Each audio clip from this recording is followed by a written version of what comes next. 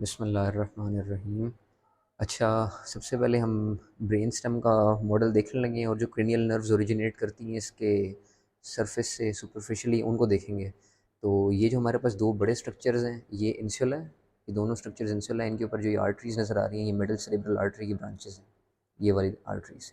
सबसे पहले हम बात करते हैं मिड ब्रेन की। मिड ब्रेन का जो स्ट्रक्चर यहाँ पे हमें विजिबल है, ये सेरिब्रल पेडंकल्स हैं, उसके दो, और उनके दरमियान में जो स्पेस है ये वाली, ये इंटरपेडंकुलर फोसा होता है जहाँ पर सर्कल ऑफ विलिस बनता है हमारा।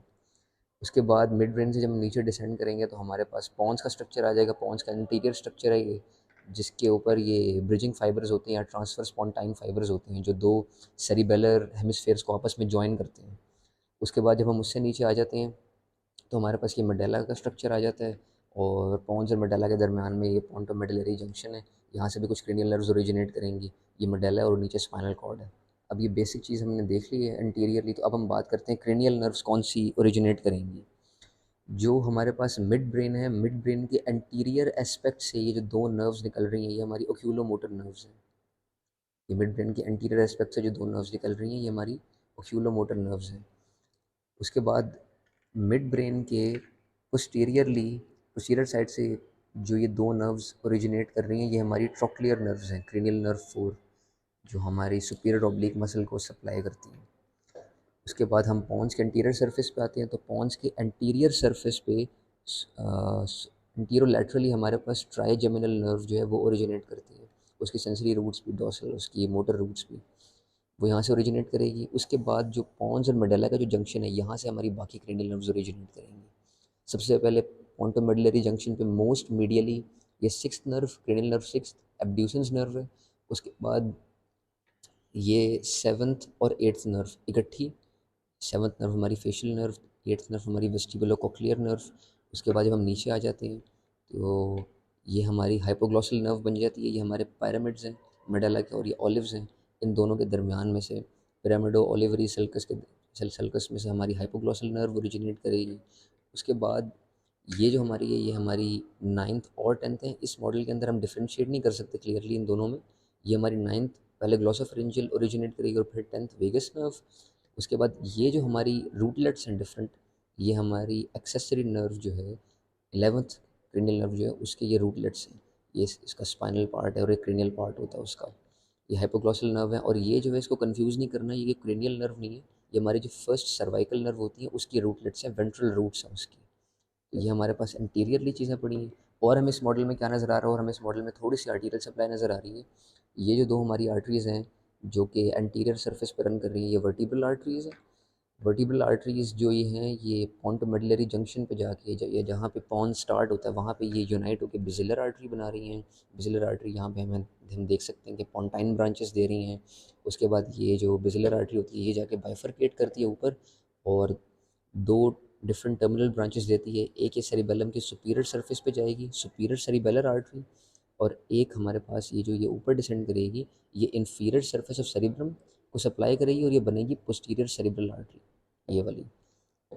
अब हम आते हैं इसके posterior aspect of the brain stem पे। यहाँ पर हमने बात की थी कि मिड ब्रेन था, मिड ब्रेन के पोस्टीरियर एस्पेक्ट से cranial nerve fourth, trochlear nerve originate कर रही थी। उसके बाद ये जो हमारे पास है, यहाँ से हमने सेरिबेलम को रिमूव कर दिया है।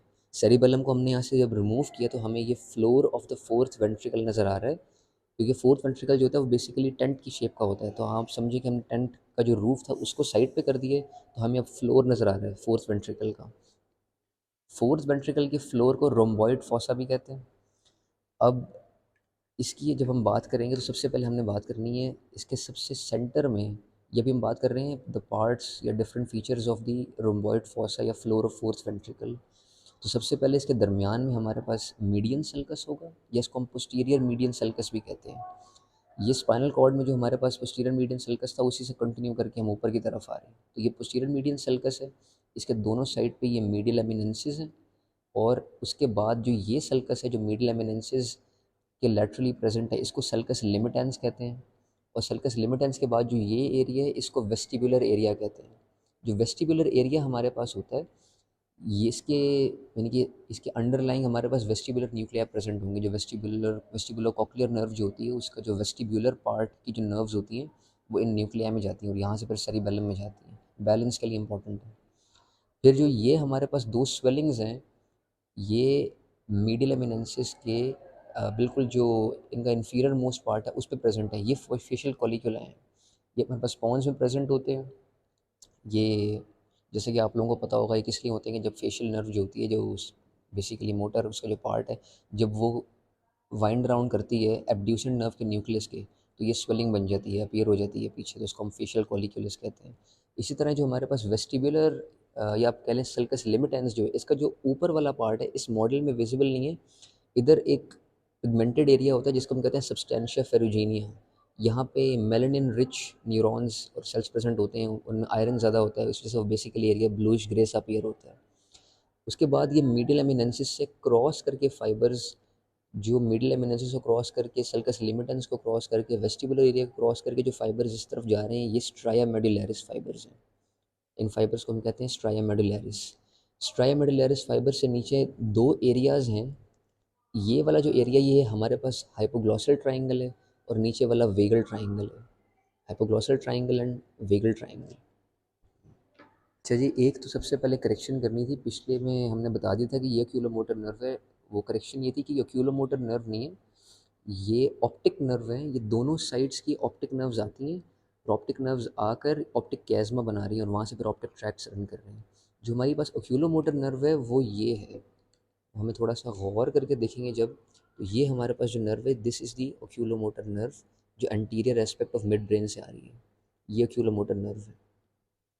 अच्छा, दूसरा कुछ जो ग्रॉस फीचर्स होते हैं पॉन्स के और मेडुला के, उनकी बात करते हैं। जो पॉन्स है उसके अंदर ये जो बेसिलर आर्टरी है, ये इसके बेसिलर ग्रूव के अंदर रन कर रही होती है। उसके अलावा जो बेसिलर ग्रूव होता है, अगर हम इसको और डीपली देख सकते होते, अगर हम फॉर एग्जांपल अगर हम यहाँ से देख रहे होते, तो यहाँ पे हमें कॉर्टिको न्यूक्लियर, कॉर्टिको पोंटाइन फाइबर्स के न्यूक्लियर नज़र आते हैं।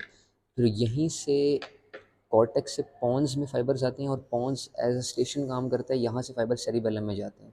जो ट्रांसफर स्पॉन्टाइन फाइबर्स हैं, ये बेसिकली कॉन्टिन्यूएशन है कॉर्टिको पोंटो सेरिबेलर ट्रैक्ट की। कॉर्टेक्स से फाइबर्स यहाँ है, यहाँ पे न्यूक्लियाई थे, यहाँ से ट्रांसफर स्पॉन्टाइन फाइबर्स पर जाएंगे मिडिल सेरिबेलर पेडंकल के थ्रू सेरिबेलम के अंदर। उसके बाद पिरामिड्स की अगर कुछ चीज़ों की हम बात करें, तो पिरामिड्स में ये दरमियान में बिल्कुल एंटीरियर मीडियन सल्कस है, ये स्पाइनल कॉर्ड से कंटिन्यू करता हुआ इधर भी है। इसके दोनों साइड्स पे ये जो हमारे पास एमिनेंसेस हैं जिसके ऊपर ये वर्टिब्रल आर्टरी लाई कर रही है, ये हमारे पास पिरामिड्स हैं जहाँ पे डीकसेशन होती है बेसिकली कॉर्टिकोस्पाइनल ट्रैक्ट्स की, जिसे हम ग्रेट मोटर डीकसेशन कहते हैं।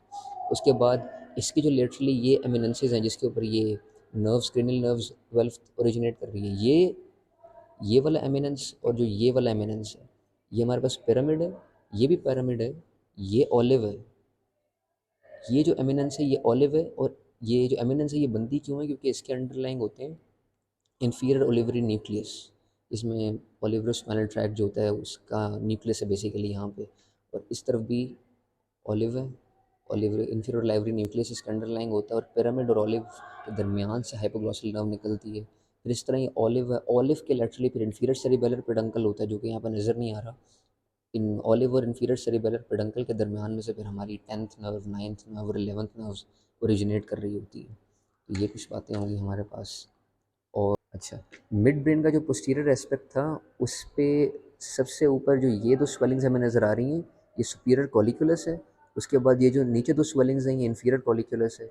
सुपीरियर कॉलिकुलस जो होता है वो विजुअल रिफ्लेक्सेस के लिए होता है, और इन्फीरियर कॉलिकुलस ऑडिटरी सेंटर होता है एक तरह का, यहाँ से फिर कुछ और फंक्शन है इसके। और ये जो ऊपर थोड़ी सी स्वेलिंग नज़र आ रही है ये पाइनियल बॉडी है, ये हमारी पाइनल बॉडी है। इसको हम और मॉडल्स में भी देखेंगे क्रॉस सेक्शन में। Superior colliculus, pineal body, inferior colliculus, इसे हमने बात की। फिर अगर मेडला की बात कर रहे हैं, तो ये सिर्फ वैसे एक्स्ट्रा इन्फॉर्मेशन के लिए बात है कि मेडला के पोस्टीरियर एस्पेक्ट में भी दो स्पेलिंग्स होती हैं, न्यूक्लियस ग्रेसिलिस, न्यूक्लियस क्यूनिएटस, लेकिन वो इसमें इतनी विजिबल नहीं है। तो ये